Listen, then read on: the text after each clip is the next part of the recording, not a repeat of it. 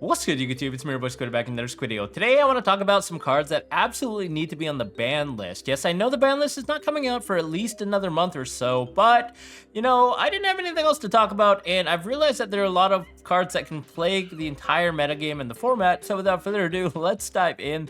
The first card that I think should be banned is none other than Dimension Shifter. I don't think this one comes as a surprise, but if you've been on the receiving end of D-Shifter, you probably know how it feels, and yeah, it feels like you lose the duel because 99% of the time, you do actually lose the duel, especially if you're staring down a deck that can establish a board like Floowandereeze, where they just have walking floodgates, or a deck like Cashed Hero, which just literally OTKs you because it's very, very easy for that deck to OTK and do over 8k damage. So I just don't think this is a fair card. It's the type of card that really breaks the rules of Yu-Gi-Oh! Number one, it's got a blanket effect. Like, blanket lingering effects in Yu-Gi-Oh!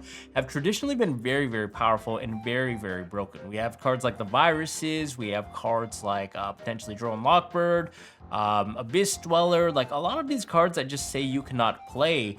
And D-Shifter especially, because nowadays everyone knows the graveyard is like a second hand, and a lot of decks just revolve around putting cards in the graveyard in order to play or build any semblance of a board, and D-Shifter kind of just turns that completely off, and it's just way too one-sided because the decks that do play this traditionally do not care about the cards getting banished at all, and in my opinion, it's just an auto-win, no fun button. Yes, I realize that this means tier 1 or tier 0 decks like Fire Kings and Snake Eyes will just run rampant, but that's just another problem in itself. You know, Konami's just printing out cards that are way too busted and power crept. I think that's just an entirely different issue. We shouldn't use a broken card like D-Shifter in the format in order to keep those cards at bay, right? Keep those decks gate kept. So in my opinion, I just really want to see this card go away. It's just way too degenerate, I think, and it's just going to get worse and worse as the game moves forward and more decks are involved with the graveyard. I would love to see D-Shifter banned.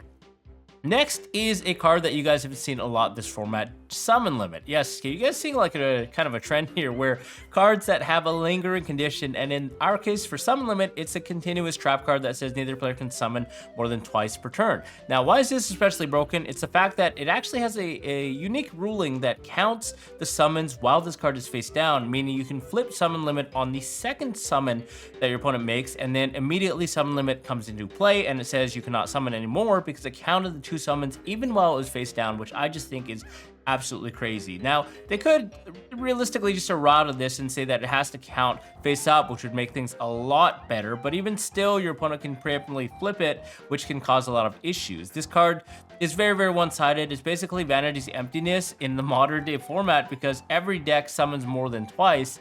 And when you build an entire board, then set the summon limit behind the board, basically our opponent cannot do anything, and there's no deck that can just make a huge push with two or less summons, right? So I think this is the type of card that's very, very one-sided. It ends a lot of games. It's an auto-win card.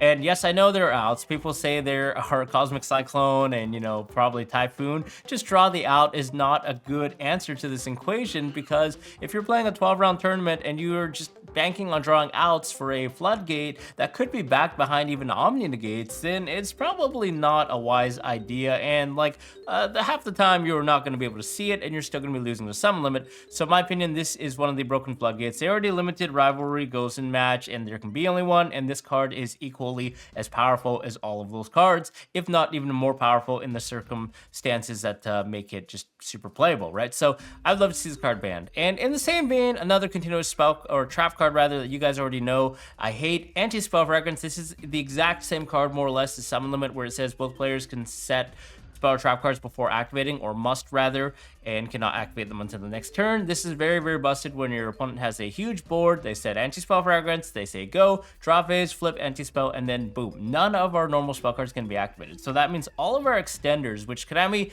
has this thing for printing extenders and starters that are just normal spell cards, as well as board breakers. None of these board breakers will actually be able to be used. We're gonna only be able to use quick play spell cards in order to respond to Anti-Spell Fragrance, which just makes it so one-sided. Like, this is the type of card that you cannot play. You lose the game because half the decks nowadays are just comprised of normal spell cards, and you just can't use them. You have to set them for a turn, your opponent just OTKs you, or worse, blows up your spells.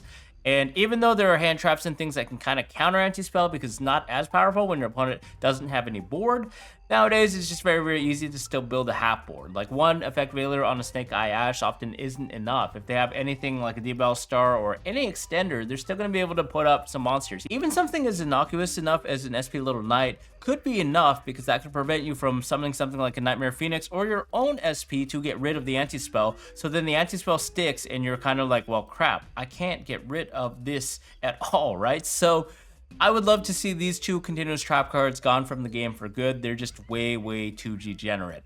Moving on is another trap card that's been around forever, HARPIE'S Featherstorm. This card is extremely busted. Yes, I know there are strict conditions that say you have to control a Winged Beast monster, but I mean, in the right deck, like Floowandereeze, this is just a no-brainer. It becomes a very one-sided card that says negate all the activated effects that your opponent activates for the rest of the turn, and you guys know how powerful monster effects are nowadays. It's all the rage. So basically, this card just straight up ends your entire turn. You have to pass, and you lose on the following turn because you just cannot climb back from that momentum swing that this card causes. And then even worse is the fact that this card can actually be set off of cards like Triple Tactics Thrust, which means that you're already getting even further punished for going second and trying to hand trap your opponent. So it's like, as if that wasn't bad enough, now I have to deal with a HARPIE'S Featherstorm, and you know, the icing on the cake is the fact that I can actually search for HARPIE'S Feather Duster, which sometimes comes up, but I mean, this is not the relevant part of the effect, guys. The relevant part that we want to extinguish from the game is the card effect that says we cannot play it, right?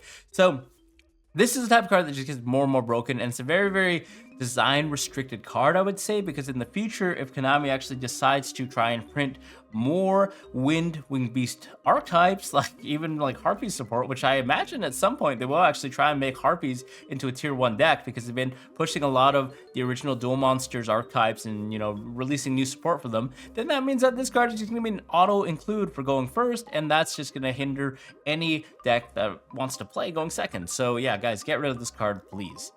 Next is another trap card that's a little bit similar to HARPIE'S Featherstorm, and that's Dimensional Barrier. Yes, this card also says that your opponent cannot play because you declare a monster type, Ritual Fusion, Synchro Exorcity of Pendulum, and it just happens that a lot of archetypes nowadays that happen to play those strictly only play that one monster card type, right? We have decks like Branded Despia, which are shoehorned into playing fusions because of the restrictions. Konami somehow just loves printing restrictions for these decks. Yes, I get the fact that Despia is very, very powerful, and if we didn't have any fusion lock restrictions, then the deck would just be pushed over the edge because you can link climb and do other things.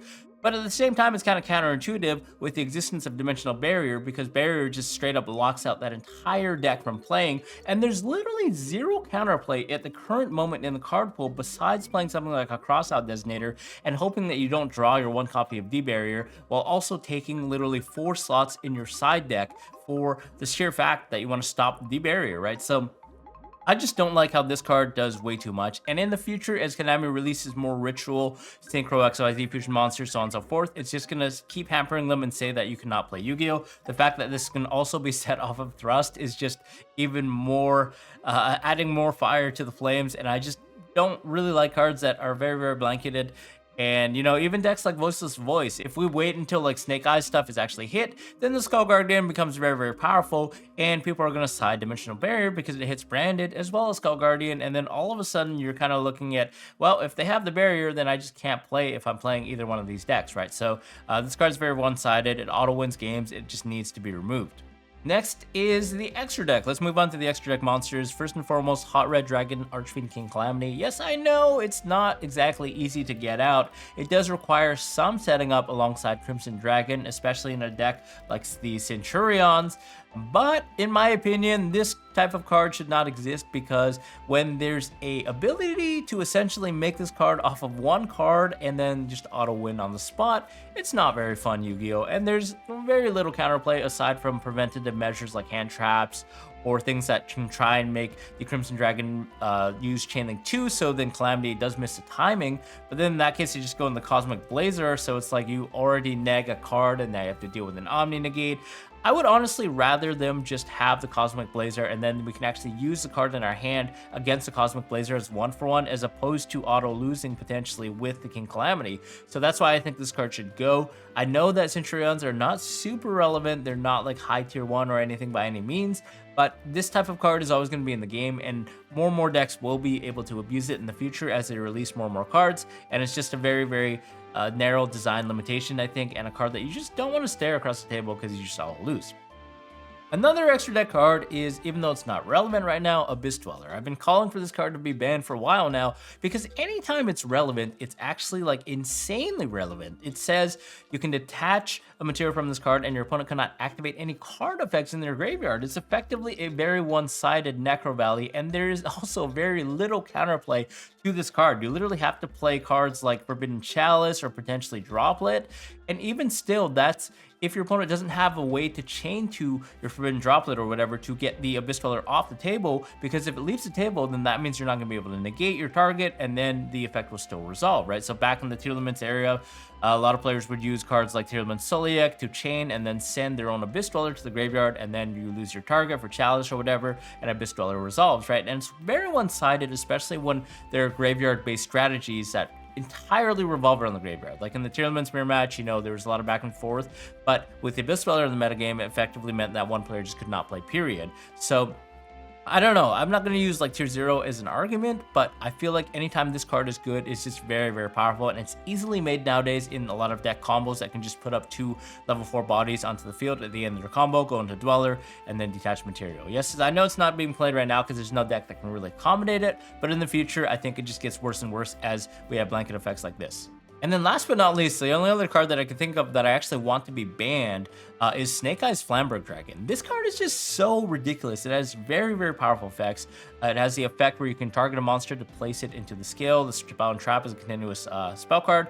And you can also resurrect 2 level 1 fire monsters from your graveyard, non-targeting when he's sent to the graveyard, which makes it very, very easy to combo off because he essentially counts for 3 bodies rolled in one, right? You have the Flamberge as a body, you can link it off, then you get 2 more bodies after that from the graveyard.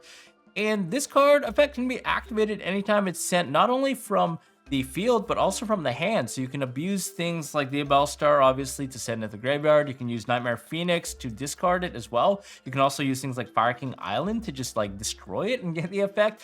But most importantly, why I think this card should be banned is because it plays completely around Nibiru, allowing you to resurrect back 2 monster bodies, and then you also have the Nib token that you can just link off and continue playing. It's one of the main installations for the actual Fire King and the Pure Snake Eyes deck to insulate themselves and protect themselves from Nib, because if they can get Flamberge on the field under 5 summons or equivalent to 5 summons, then they're effectively protected from Nibiru because they can continue to extend. So this card I think should be banned as the first measure to hit the Snake Eyes. Now, whether it'll be enough or not, I personally think that it won't be enough. I think the deck actually needs to be hit a little further because the deck is still just so consistent and resilient. You have cards like Bonfire and also Snake Eye Oak that can also still continue to extend for the player, right? So I feel like they should do some other hits here and there, maybe to limit Snake Eye Ash, maybe limit Bonfire or Witch or something, Wanted definitely. But this is more to talk about cards that I actually think should be banned, and I think Snake Eyes Flamberge Dragon